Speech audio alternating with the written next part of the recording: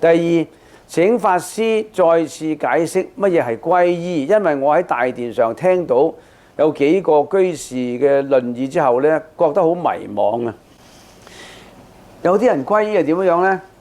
係皈依呢係得到佛嘅加持，咪皈依咯；得到龍天嘅擁護，咪皈依咯。其實皈依即係話呢，你要了解佛法嘅義理，去了解喎，唔係淨係我皈依，我想佛俾保護我，我想天龍八部保護我，所以我皈依。咁你咪貪人哋嘅保護，即係貪人保護，即係入會。嗱，你入咗會受我保護，我睇住你，咁啊，咁佛咪即係黑社會？佢睇住你啫喎。唔係咁簡單㗎，皈依唔係淨係求庇護啊！皈咗依之後咧，冇鬼上你身㗎啦，咁咪求庇護咯。皈咗依係了解佛法，超越煩惱。喺現世嚟講咧，係要活出身心清淨、廣結善緣、脫離煩惱、開解別人嘅煩惱嘅人生。如果你信咗佛之後，淨係識求嘅，好啊好啊求啊咁你點樣係一個菩薩道人嘅精神啊？現在嘅層面就係廣結善緣，可以解除自己嘅煩惱，識得點去解除自己嘅煩惱，或者解除別人嘅煩惱。將來嘅層面呢，你唔再喺六道裏面輪轉啦。你呢一世父母兄弟子女姊妹，你嘅孫係因為上世有未了緣，今世在一起嘅咋。你唔好睇呢個親情睇到哇執着到，哎呀我親情一日無常到，兩腳一伸，又係下一世，下一世你一樣有仔女，一樣有孫嘅。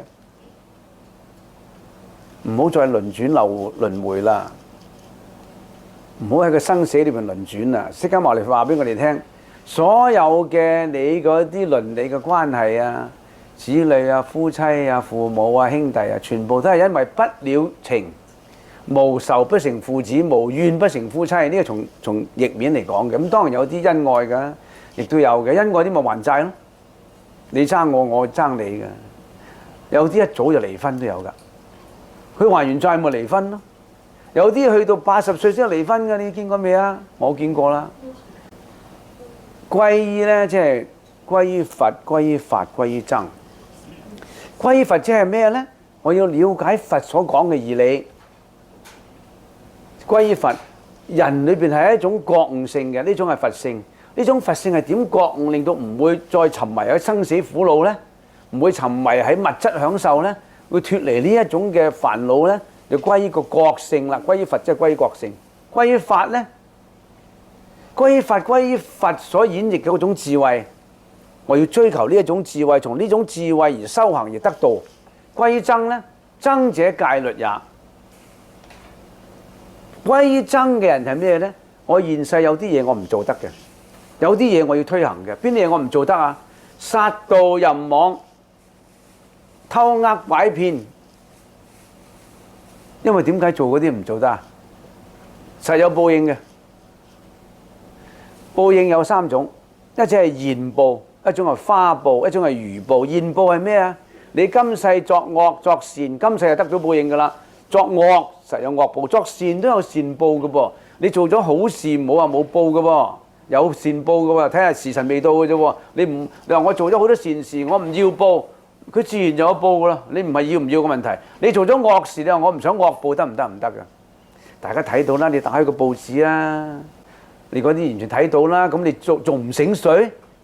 仲想做埋晒啲偷呃拐騙啊、奸淫擄掠啊、貪嗔痴殺盜淫妄。有啲人話冇啊，我冇殺人啦。你日日食肉，日日食眾生肉，係殺。你話冇呃，你做生意點做嘅？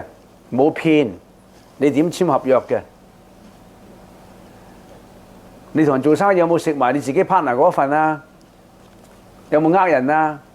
有冇佔便宜令到別人損失啊？呢啲全部係騙嚟嘅噃。